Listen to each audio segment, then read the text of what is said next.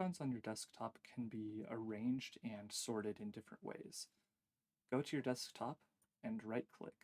If you look at the View menu, you'll have the options to align your icons to a grid or auto-arrange the icons.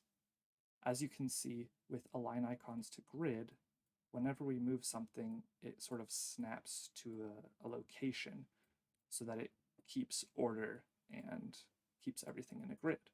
But if you uncheck that, you'll be able to move your icons sort of wherever you want. Now, we'll go back to a grid.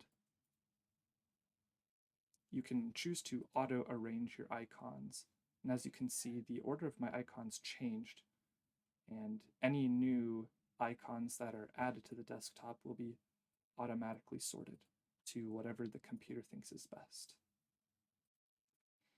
You also have the option to sort your icons. You can choose to sort them by name, alphabetically, or by the size, how much space they take up on your computer.